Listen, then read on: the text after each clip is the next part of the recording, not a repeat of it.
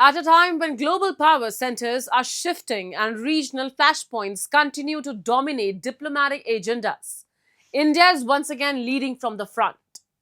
External Affairs Minister Dr. S. Jaishankar has concluded a critical visit to China for the Shanghai Cooperation Organization foreign ministers meeting.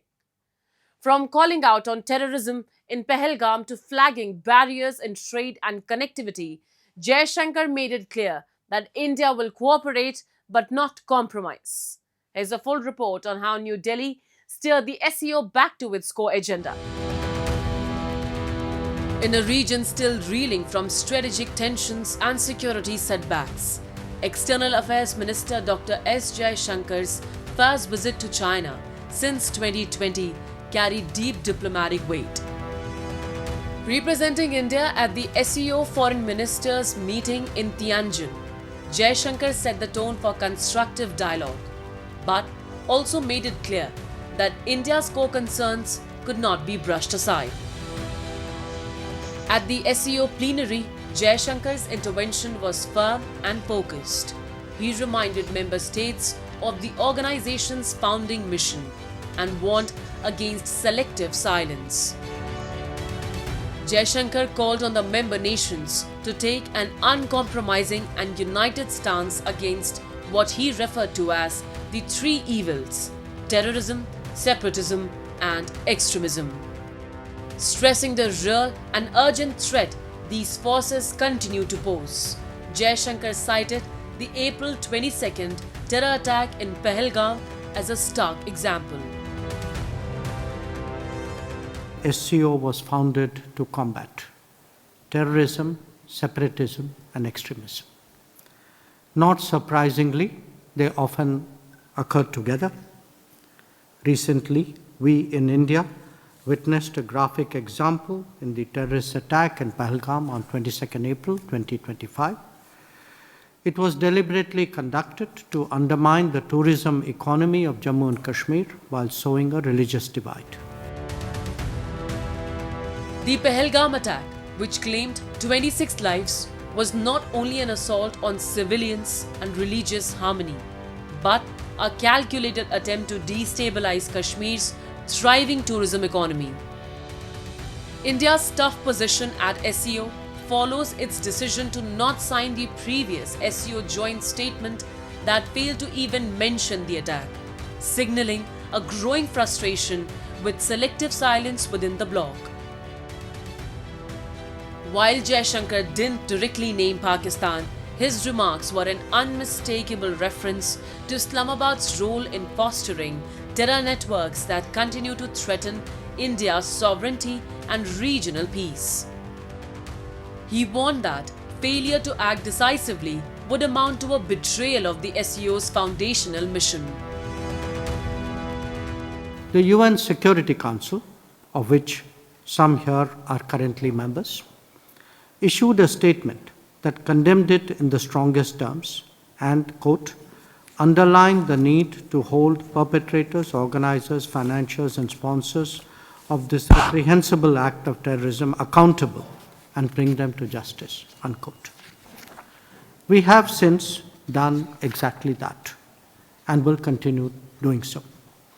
It is imperative that the SCO, to remain true to its founding objectives, take an uncompromising position on this challenge. India's message at the SCO was not limited to counter-terrorism. Jaishankar reiterated New Delhi's commitment to constructive engagement, highlighting India's leadership in areas like startups, digital public infrastructure, traditional medicine, and innovation. He said, India remains open to new proposals that genuinely promote collective progress. He also flagged a key economic hurdle, the lack of assured transit within the SCO region. Jaishankar emphasized the need for strengthening regional connectivity and called for active promotion of the international North-South transport corridor to boost trade and investment.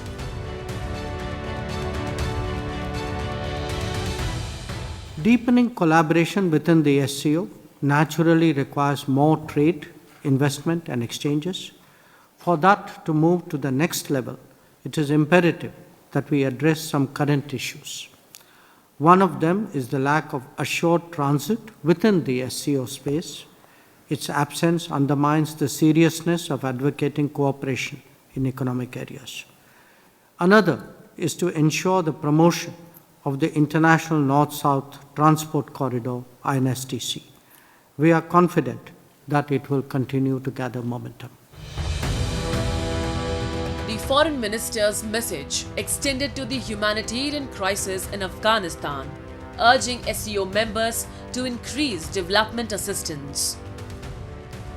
Regional stability, he noted, goes hand in hand with the well-being of the Afghan people, a nudge to nations like China and Pakistan, who have often viewed Afghanistan more as a strategic pawn than a humanitarian concern.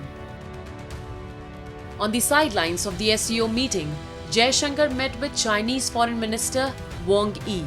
This was his first visit to China since the deadly 2020 Galban clash that soured bilateral ties. Jaishankar acknowledged recent progress in de-escalating tensions along the line of actual control, but emphasized that further steps were needed. We have made good progress in the past 9 months for the normalization of our bilateral relations. It is the result of the resolution of friction along the border and our ability to maintain peace and tranquility there. This is the fundamental basis of our mutual strategic trust and for smooth development of bilateral relations. It is now incumbent on us to address other aspects related to the border, including de-escalation. Beyond diplomacy, India highlighted its leadership in technology, innovation, and digital public infrastructure. Jaishankar said India's engagement with SCO would continue in a spirit of mutual respect and territorial integrity, indirectly cautioning against China's disregard for established norms.